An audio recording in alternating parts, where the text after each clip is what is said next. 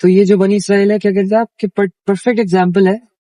ये perfect example है इस चीज की कि सैटन के झांसे में आके ना इंसान क्या कुछ गलत कर देता है। जैसे अल्लाह ताला ने बेस्ट पॉसिबल जो चीज अवेलेबल थी, खाना भी ऊपर से उतार दिया, मूसा को स्टाफ दे दिया कि आप मारे तो रास्ता बन जाएगा। वो तो अनयूजुअल चीजें हैं ना, बिल्कुल। जो वैसे होती नहीं। लेकिन स्टिल 40 डेज के लिए शायद हजरत मूसा गए तो उन्होंने पीछे बछड़े को पूजना शुरू कर दिया। सामरी जादूगर, आप वाकया पता है आपको? बिल्कुल। हवा गुजरती थी, सीटी बजती थी। सो ये एग्जैक्ट एग्जाम्पल हमारे बीच में भी, ये कुरान में ये सब वाकया डालने का पर्पस भी यही है कि आप उन लोगों में से ना हो जाए। आप कहते हैं ना, उन लोगों में से हमें शामिल कर जिन के ऊपर तेरा इनाम हुआ, और उनमें से ना कर जिन पर तेरा गजब नाज़िल हुआ। सो ये एग्जैक्ट एग्जाम्पल है बनी इसराइल की। और दूसरा आप देखिए, ये सिर्फ नॉट स्पेसिफिक टू बनी इसराइल। फिरौन जो था, अब हजरत मूसा अलैहिस्सलाम ने जब असा मारा था और पानी को रेड कर दिया था, आपको पता है वाले इंसिडेंट का? तो फिरौन के जो साथ असहाब थे, उन्होंने भी वो किसी साजिश के थ्रू किसी भी कलर डाल दिया, किसी भी तरीके से ये प्रूफ कर दिया कि नहीं वो झूठ बोल रहे। हालांकि उनको भी पता था, फिरौन ने तो कहा ना अपने असहाब को ये करके देखो। असहाब को तो पता था कि ये तो बिल्कुल ठीक उनके साथ उन्होंने जो करके दिखाया, that's not possible, humanly not possible. ये वाकई में कोई डिवाइन इंटरवेंशन है, कुछ इस तरह का मामला है। मगर वो फिर भी उसको, तो ये भी बिल्कुल परफेक्ट एग्जाम्पल बैठती है कि जब अल्लाह ताला ने आपको, मगर ये भी कुरान पाक में आया था ना कि अल्लाह ताला ने आपकी हालत नहीं बदलनी अटिल अल्लाह साहब अपनी हालत खुद नहीं बदलेंगे। बिल्कुल। और कुरान पाक में ये बार बार एम्फेसिस है इस बात पे कि अपनी हालत बदले, ताकत में आए। कुरान पाक में बार बार अल्लाह ने कहा कि ताकत पकड़ो जितनी ज्यादा पॉसिबल हो। बार बार कुरान पाक जाहिल का वर्ड इस्तेमाल करके एड्रेस करे इस तरह के लोगों को, जाहिलीन, जाहिलून, जहल, ये सारे, मगर हमने कभी गौर ही नहीं किया। और ये भी ये गौर नहीं किया, मैं वैसे ही बोला, लेकिन कुरान पाक में बार बार कहा है कि फिक्र नहीं करोगे, गौर नहीं करोगे, उस एंगल से ही जोड़ोगे बार बार। अच्छा, तो एक बात बताएं, आपने जो कुरान की ट्रांसलेशन इस एंगल से, बल्कि आपने खुद ही बताया कि आपने पहले सारी उलूम हासिल की, उसके बाद आपने कुरान पढ़ा, तो आपने मैंने कोई उलूम हासिल नहीं किए। नहीं मतलब एक सर हाँ, मैं ये कह रहा हूँ कि जो नेचुरली इंक्लाइंड था ना, हालांकि मेरी फील्ड जो है वो बायोलॉजिकल साइंस है, यानी कि वो फिजिक्स से ऑल टुगेदर डिफरेंट चीज है। जी जी। फिजिक्स का थोड़ा बहुत पार्ट बेशक होगा इसमें, लेकिन एक होता है ना इंसान को खुद से कुछ पढ़ने की एक इंटरेस्ट होता है, एक फील्ड होती है जिसपे उसको इंटरेस्ट होता है। तो मैं खुद से पढ़ता रहता था। क्वांटम मैकेनिक्स और ये सब चीजें बिल्कुल मेरी फील्ड से लिंक्ड नहीं, लेकिन मैंने पढ़ी भी है, इस पर पॉडकास्ट भी आया हुआ है। टाइम ट्रैवल, ग्रेविटी क्या चीज है, उसका क्या लिंक है, बहुत सारी मूवी जैसे बहुत देखी, फिर पढ़ते रहे, ब्लॉग्स पढ़ते रहे, रिसर्च पेपर्स पढ़ते रहे। सो मैं ये कह रहा था कि कुरान का जो तर्जुमा है उसको अगर सपोज किसी का, अगर अरबी नहीं भी आती किसी को, किसी और का तर्जुमा किया हुआ भी पढ़ रहा है, अगर उसने और कोई नॉलेजेस लिए हुए हैं ना, सपोज एक बंदे ने कोई बहुत बड़ा न्यूरो सर्जन ही है फॉर एग्जांपल, सो वो न्यूरो सर्जरी को तो जानता है ना, वो दिमाग में, ब्रेन में काम कैसे हो रहे हैं, एक्शन पोटेंशियल कैसे फिर रहा है, या चार्जेस कैसे आगे पीछे रहे। या मैंने जैसे आपको हार्ट की एग्जांपल दी थी कि नेगेटिवली चार्ज होता है ब्लड और वो क्वांटम फील्ड जनरेट करता है, तो वो भी कोई कार्डियोलॉजिस्ट ही था ना जिसने वो थ्योरी पेश। सो अगर आप उर्दू समझते हैं और अरबी नहीं भी आती आपको, एंड समहाउ आपके पास किसी का तर्जुमा किया हुआ भी, तो भी आप जो उलूम आपको ऑलरेडी आता है, अगर आप उन उलूम की बेस, क्योंकि उलूम सिर्फ आपको उस स्पेसिफिक इल्म, जैसे डॉक्टरी है, वो सिर्फ आपको डॉक्टरी नहीं सिखा देगी, वो आपको और भी सोचना भी सिखाएगी, वो इल्म हासिल कैसे होता है, उसके इल्म, आपको पता है नॉलेज इस तरह सेग्रीगेटेड नहीं होता ना, अब तो मल्टी डिसिप्लिन अप्रोच आ गई हुई है। जैसे हम फिजिक्स की कोई बात पढ़ते हैं, उसमें केमिस्ट्री भी इन्वॉल्व होती है, उसमें बायोलॉजी भी होती है, फिजिक्स के अंदर ही अब एस्ट्रोनॉमी और क्या क्या चीजें सारी मर्ज होना शुरू हो गई, क्योंकि फिजिक्स तो हर जगह इन्वॉल्व है।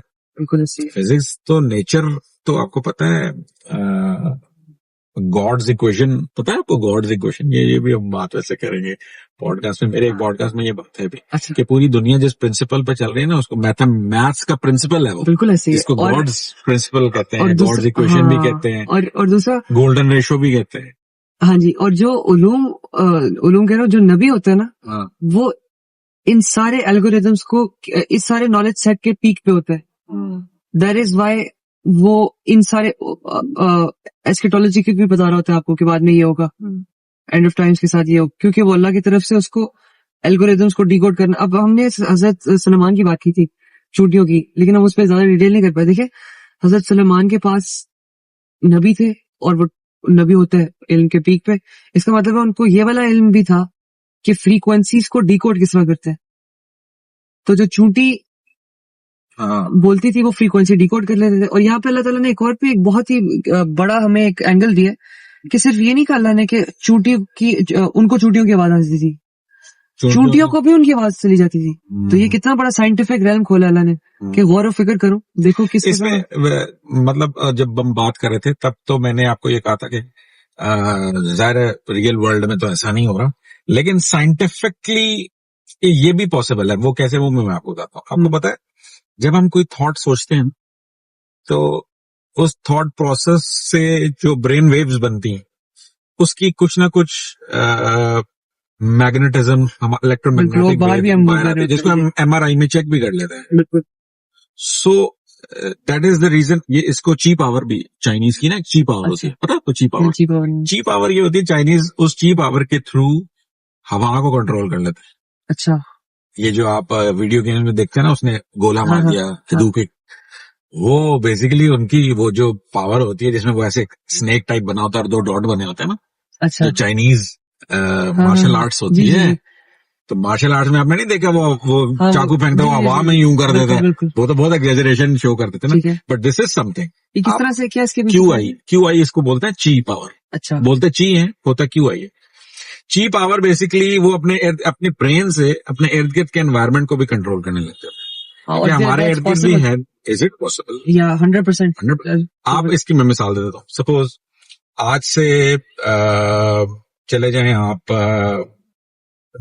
200 साल पहले, और 200 साल पहले कोई बंदा कहे यार एक बंदा इत्थे बैठा है ना, एक 7 समंदर पार बैठा है, इत्थे बंदा इहदे हाथ च कोई शय होगी, हवा से ही कुछ होगा, बिल्कुल, और वो उसको देख लेगा, तो दूसरा बंदा उसको क्या कहेगा? ये भूत प्रेत की बातें हैं, ये तो पागल है, ऐसा हो ही नहीं सकता। वो क्या भाई हवा के अंदर ही हमें नजर नहीं आता, लेकिन हवा में कोई चीज होती है शुआएं टाइप, उससे यहाँ से जो भेजे बादशाह वहां तक चली जाती है। बिल्कुल ठीक है, वो क्या कहेगा? वो कहेगा ऐसा पॉसिबल।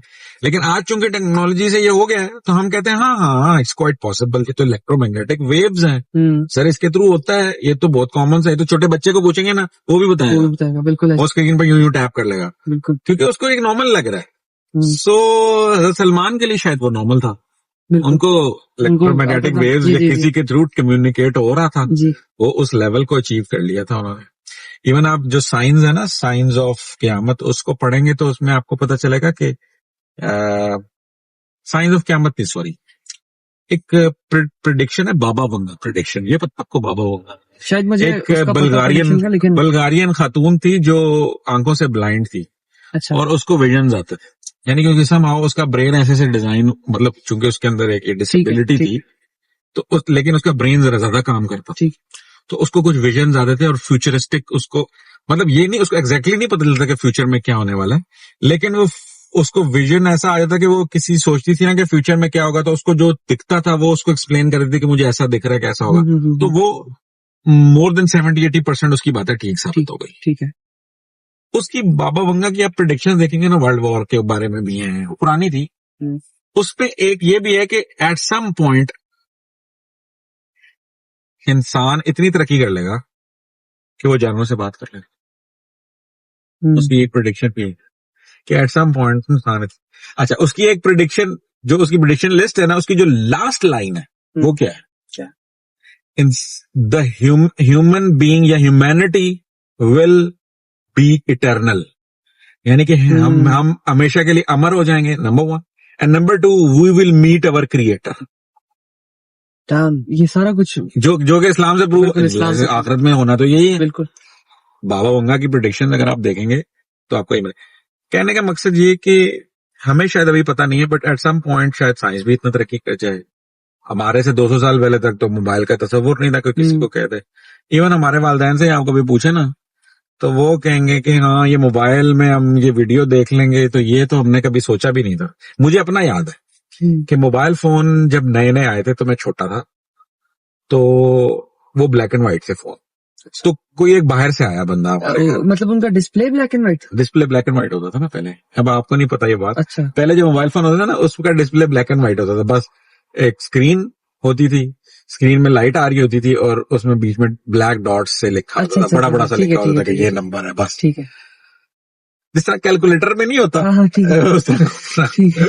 तो कोई बंदा आया बाहर से, उसने कहा ओ भाई, उसने हमें बताया कि जी अब तो कलर्ड फोन आ गए हैं।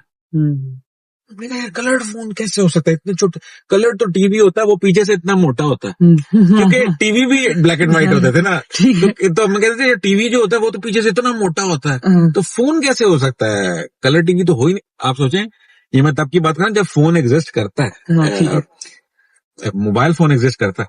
उसने कहा जी ऐसा होगा। मैंने मुझे याद है मैं छोटा ही था, मैंने उस बंदे से पूछा कि कलर होगा तो वो कैसा दिखेगा? कहता वो सेम जैसे कंप्यूटर में होता है, उसमें वॉलपेपर होता है, ऊपर आइकन होता है। और मुझे याद है कि मुझे ये चीज सही से 100% समझ नहीं है। मैंने कहा यार कैसे हो सकता है, ये कुछ पॉसिबल लगता नहीं है मुझे। But somehow now you see के तो पॉसिबल, क्या जो आप सोचें कि पॉसिबल हो सकता है तो वो पॉसिबल हो जाता है। ऑगमेंटेड रियलिटी देख लें। मैंने अभी प्ले स्टेशन के साथ मैंने अभी लिया है, आपको अभी मैं बताता हूँ। प्ले स्टेशन है ना मेरे पास, उसमें मैंने ले लिया VR2 और मैंने एक गेम खेली।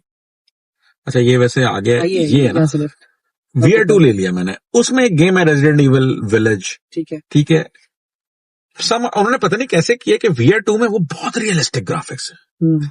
आप सोचे मैं खरीद के लाया हूँ, मैं और मुसन्ना ही गए थे हमले में, मैं खरीद के लाया हूं, मैंने आके वो गेम खेली। उसका पहला ही सीन मैंने देखा है, उसमें मैं सोफे पे बैठा था, वो सोफा, वो कालीन, it appeared to me as 100% natural. बिल्कुल ऐसी। और मैं खौफजदा हो गया उसको देख के। अच्छा। मेरी बेगम को मैंने कहा कि आप भी देखें, तो वो मुझे देख के थी ये तो दजाल है। क्योंकि फेक, देखिए दजाल में ना आपको नकली वो दिखाएगा, जन्नत दोज़ख दिखाएगा। सो मैं इतना इम्प्रेस हुआ। ऑगमेंटेड बहुत से लोगों को पता भी नहीं होनी ऑगमेंटेड रियलिटी द मोमेंट। अच्छा उसमें हाथ मुझे अपने दिख रहे हैं, मैं टच फील, वो लड़की एक चलती आई, वो उसने मुझसे बात की उस वीडियो गेम में, तो मुझे लग रहा कि वो वाकई तक। अच्छा हालांकि मैंने वो video game specifically resident evil village मैंने वैसे भी खेली हुई है। अच्छा मतलब मैंने वैसे स्क्रीन पे भी खेली हुई है, स्क्रीन पे वो ग्राफिक्स नकली ही लगते हैं, बट इसमें आई डोंट नो उन्होंने कौन सी टेक्नोलॉजी कैसे यूज की है कि वो मुझे लग रहा है कि यार ये तो बहुत नेचुरल है, वो बिल्कुल तकरीबन रियल, बल्कि थोड़ा सा अगर उसमें फेक का एलिमेंट आ भी रहा है ना, लेकिन चूंकि वो एनवायरनमेंट 3D है, मैं जहां देखूं नजर आ रहा है, और वो मुझसे बात कर रही है, इट अपीयर्स मोर हॉरिफिक के शायद ये भूत टाइप का बंदा मुझसे बात कर रहा है। ये मैं आपको बता नहीं पा रहा, लेकिन ये बहुत हॉरिबल है। मतलब मुझे देख के फील हुआ ये कैसे, ये तो नॉर्मल नहीं है, ये तो क्योंकि ना आपने बचपन में वो या पहले इमेजिन नहीं किया था कि ऐसा भी हो सकता है। और बचपन से ही हमें तो यही दिया गया, वो VR हेडसेट याद है आपको, पहले मॉल में होता था वो। तो ये मुझे ये मुख्तलिफ लग रहा है। आपको शायद ना लगे, या आपसे अगले बच्चों को तो बिल्कुल ना लगे। वो तो शायद कुछ मेरे ख्याल न्यूरल लिंक चिप भी एक बन रही है, आपको पता है इलॉन मस्क ने, मुझे पता है, जो आपके ब्रेन से लिंक करेगी। आई डोंट थिंक इसका कुछ इस तरह से होगा कोई सीन। नहीं, अगर सपोज आपको